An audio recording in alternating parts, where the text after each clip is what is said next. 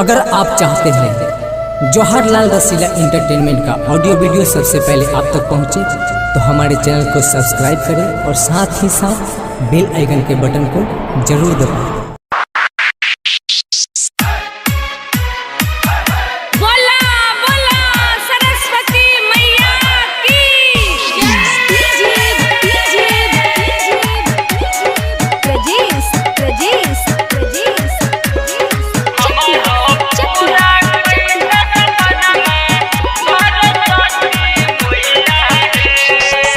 माटी के मूर्तिया ले योइनी ललकी चुनरिया मंगोइनी।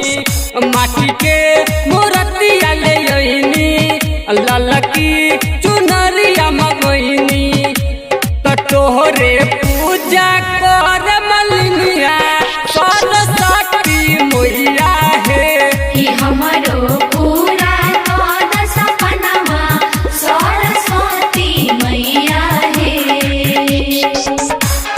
जय जय माँ, जय जय माँ, जय जय माँ।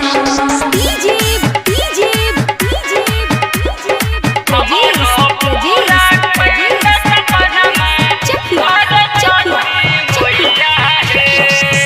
विद्या के दानी बारू सब कोई जानेला।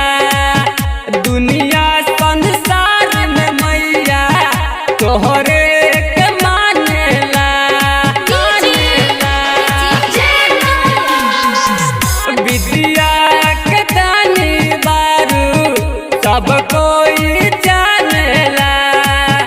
दुनिया संसार में मैया तोहरे के मानेला।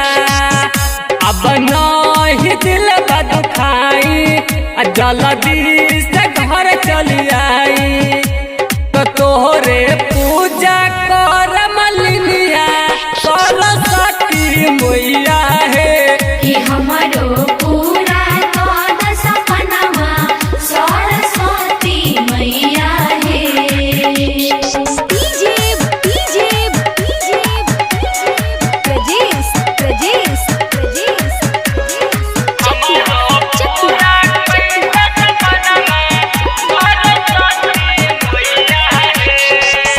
भूखल पियासल आईनी तोहरे दुआर हो। कलशा नारियर लईनी माला के हार हो।